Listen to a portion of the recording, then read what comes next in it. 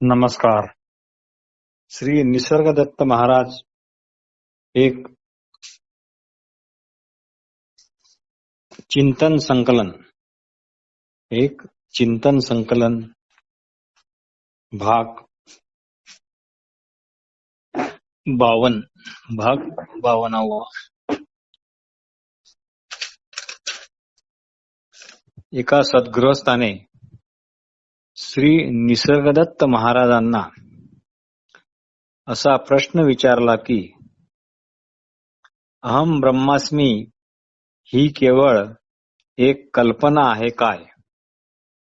अहम ब्रह्मास्मी ही केवळ एक कल्पना आहे काय? श्री महाराज यावर म्हणाले, देहबुद्धीचा लय करण्याकरता अहम ब्रह्मास्मीच्या रूपाने एक दादा आणला गेला आहे इतकेच. ठकास महाठक या न्यायाने जसा काट्यानेच काटा काढावा लागतो आणि काटा काढल्यानंतर मग दोन्ही काटे हे आपल्याला फेकून द्यावे लागतात, त्या काट्यांना पोथी ज्या लाल कपड्यात आपण बांधून ठेवतो तसे ठेवता कामा नये.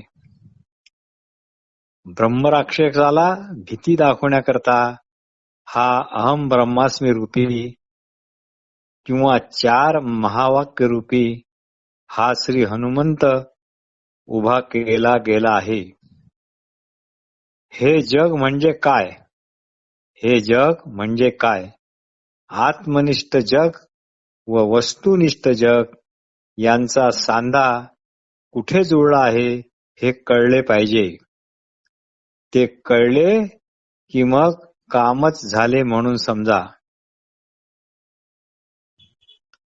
मी ते आहे हे लक्षात ठेवण्यासारखं आहे. मी ते आहे असे नाही तर मीच ते आहे ही योग्य समज आहे. दोन्ही वाक्यात फार सूक्ष्म पण अति महत्वाचा फरक आहे व हा फरक न कळल्यामुळेच लोक वितंडवादाच्या भोवऱ्यात अडकलेले आहेत. याला असे समजा, क्ष य आहे असे नव्हे तर क्षच क्ष आहे.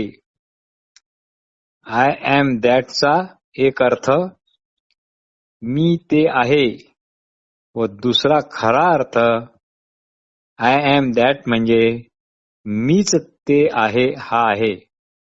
हा सूक्ष्म फरक लक्षात घ्या.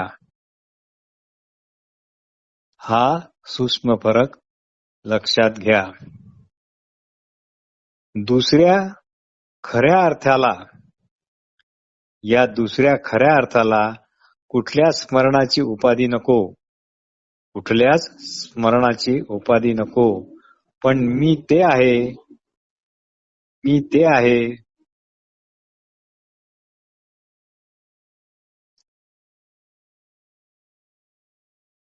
ही स्मरणाची उपाधी आहे. म्हणजेच मीच ते आहे यात स्मरण नाही तर फक्त बोध आहे. म्हणजेच मीच ते आहे यात स्मरण नाही तर फक्त बोध आहे. श्री निसर्गदत्त महाराज म्हणतात, स्मरणाच्याच बंधनामुळे माणूस हा बांधल्या गेला आहे. सध्या तुम्ही बायका पोरे सगळे सोयरे, जमीन जुमला, माळी घोडे गाड्या यांची चिंता करता, पण जेव्हा हे काहीच नव्हते आणि वस्तुतः गाढ झोपेत हे काहीच नसते,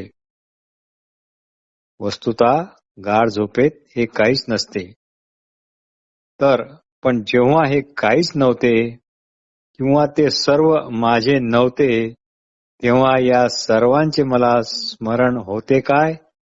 अर्थात नाही. म्हणजे स्मरण नाही म्हणून चिंता पण नाही. आजची बायको कदाचित माझी नव्हती तेव्हा ती दुसऱ्या कुणाची होती किंवा कदाचित अविवाहितही असेल. आता तिचे कुठल्याच तऱ्हेचे स्मरण होण्याचा सर्व मार्गच खुंटला. तर तिची चिंता मी काय करणार? ओळख जशी जशी वाढते तसे तसे ती ओळख आठवणीच्या खात्यात जमा होते. पुढे सर्व आठवणी ह्या पुसट पुसट होतात. कदाचित दुःखाच्या आठवणी जास्त रेंगाळतात इतकेच. माणसाला खरे म्हणजे मीच्या संबंधित असणारी स्मरणेच जास्त सतावतात. समजा या ठिकाणी आत्ताच्या आत्ता आपला प्राण गेला, आपल्याला मृत म्हणून घोषित करण्यात आले, तर या आपल्या स्मरणाचा कोणाशी काय व का संबंध राहणार? श्री निसर्गदत्त महाराज म्हणतात, मग प्राण गेल्यावर आपण जसे असतो तसे आत्ताच का जगू नये? श्री निसर्गदत्त महाराज म्हणतात, मग प्राण गेल्यावर आपण जसे असतो तसे आत्ताच का जगू नये? श्री रमण महर्षी यालाच जागृत सुषुप्ती म्हणतात. श्री रमण महर्षी यालाच जागृत सुषुप्ती म्हणतात. तात्पर्य, उगीच चिंता करत बसू नका. स्मरणे तशी तर अनंत अनंत आहेत, पण ठराविक स्मरणेच सुखदुःखाला, आग्रह दुराग्रह यांना कारणीभूत होतात. असा विचार करा की जी स्मरणे आठवतात त्या आठवणाऱ्या स्मरणामुळे तुम्ही सुखी दुःखी होता, हे खरे आहे. मग न आठवणाऱ्या स्मरणांनी असे कोणते पाप केले की त्याच्यामुळे तुम्हाला काहीच होत नाही व तुम्ही त्याची काहीच दखल पण घेत नाही? कोणत्या स्मरणाचे आप्तपण आपण घ्यावे आणि कुणाचे घेऊ नये हे कोण ठरवते बरे? मेल्यावर आठवणारी किंवा न आठवणारी स्मरणे कुठे जातात? मग ती स्थिती आत्ताच या ठिकाणी या क्षणी का अनुभवता येऊ नये? यालाच तुम्ही ध्यान ही म्हणू शकता. म्हणूनच जे कृष्णमूर्ती म्हणतात, in meditation there is no meditator. अशी स्मरणे असणे म्हणजे आगीशिवाय स्वतःला भाजून खाणे होय.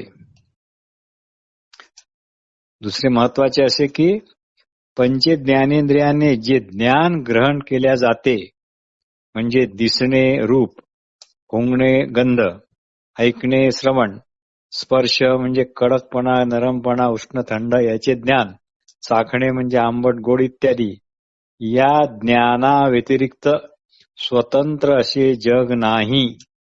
या ज्ञानाव्यतिरिक्त स्वतंत्र असे जग नाही.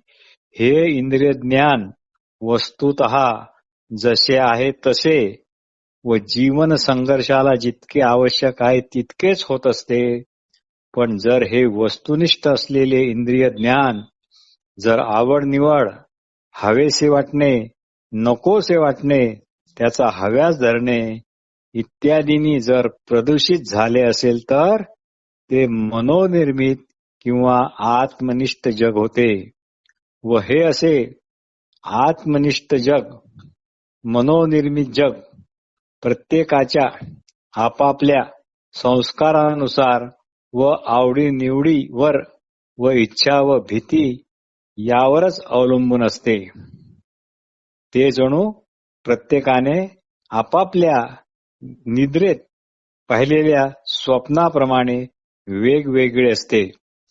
पण पंचज्ञानेंद्रियाने होणारे पंचविषयाचे ज्ञान, ज्ञान म्हणून ज्ञान या पातळीवर सर्व काळी, सर्व देशी, सर्व क्षणी, सर्व प्राणीमात्रात एकच एक असते. ते ज्ञान व्यक्तिगत नाही. हे पंचज्ञानेंद्रियाचे ज्ञान सनातन आहे. म्हणजे याला सुरुवात नाही व अंत पण नाही. बस हे आहे असेच आहे. बस हे आहे असेच आहे. या बाबतीत काही सांगणे म्हणजे केवळ कल्पनाविलास व मनोरंजनच होय. या अशा प्राणिमात्रातील एकसंग ज्ञानाला शास्त्रात संवित असे म्हणतात. जीव, जगत, ब्रह्म, मुक्ती, बंध, कर्म, प्रारब्ध इत्यादी गोष्टीच्या आधी तुमचे असले पण आहे. म्हणूनच त्या गोष्टी तुम्हाला कळतात. तुम्ही आहात म्हणूनच त्यांना स्थान आहे. तुम्ही नसाल तर त्या फक्त आणि फक्त गोष्टीच राहतील, कल्पना मात्रच राहतील. यामध्ये तुम्ही हा शब्द सर्वांना म्हणजे सर्वांनाच लागू आहे.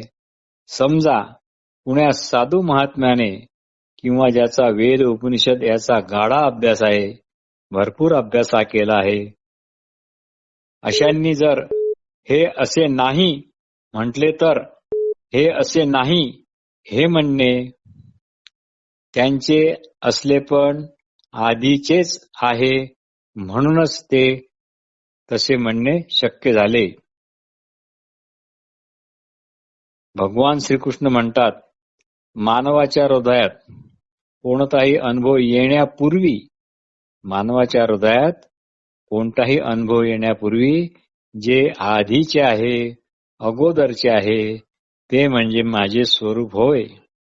ते म्हणजे माझे स्वरूप होय. म्हणजे जेव्हा भगवान श्रीकृष्ण म्हणतात मानवाच्या हृदयात, म्हणजे पर्यायाने आपल्या पण हृदयात तेच स्वरूप आहे.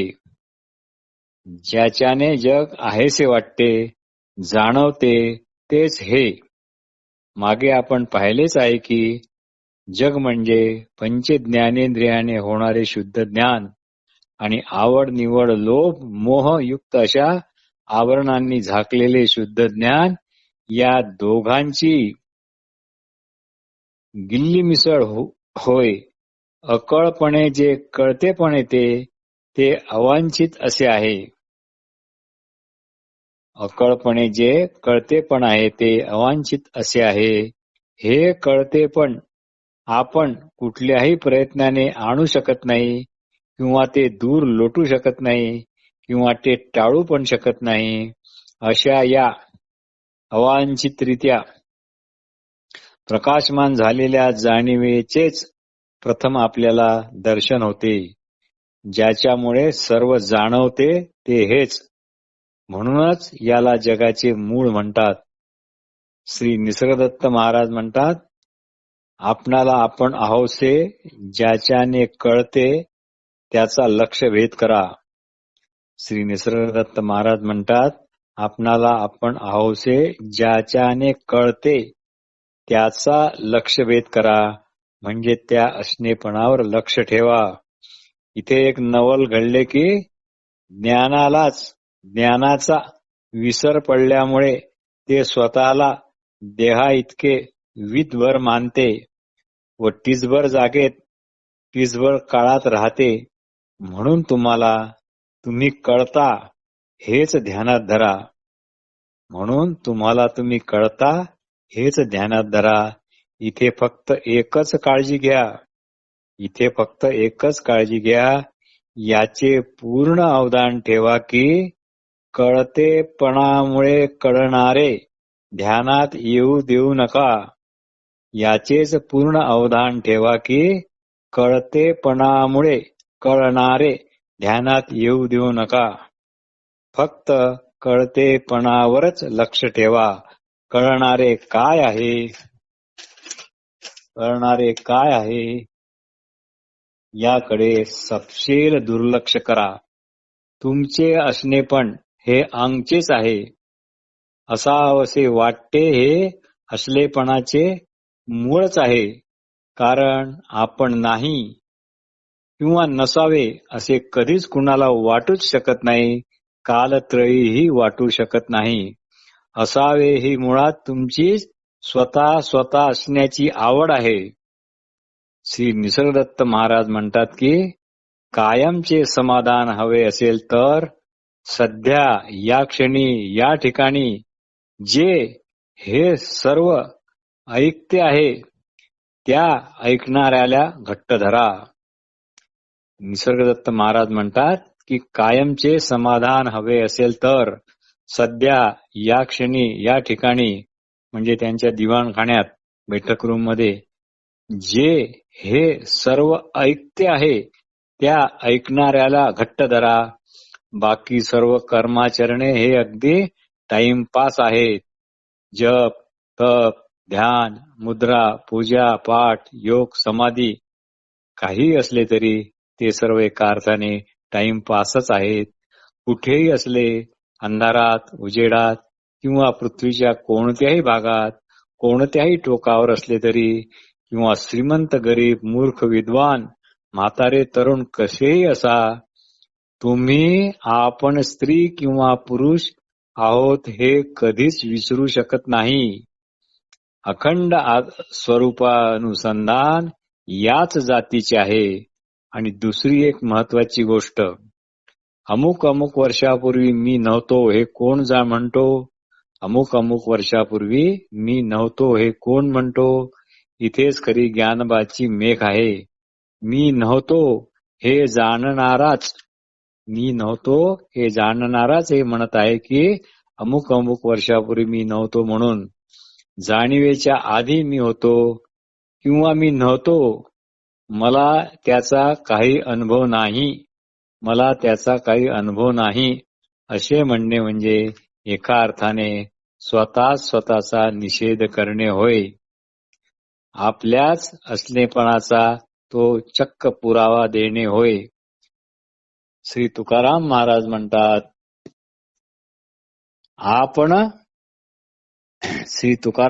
म्हणतात आपला आपण करावा विचार प्रसन्नते सार मन ग्वाही. आपला आपण करावा विचार प्रसन्नते सार मन ग्वाही. नावे रूपी अंगी लाविला विटाळ होते निर्मळ शुद्ध बुद्ध. म्हणजे मी कोण याचा विचार करावा. निर्मळ आत्मस्वरूपाला अविवेकामुळे देहात्म बुद्धीचा विटाळ झाला आहे. नमस्कार.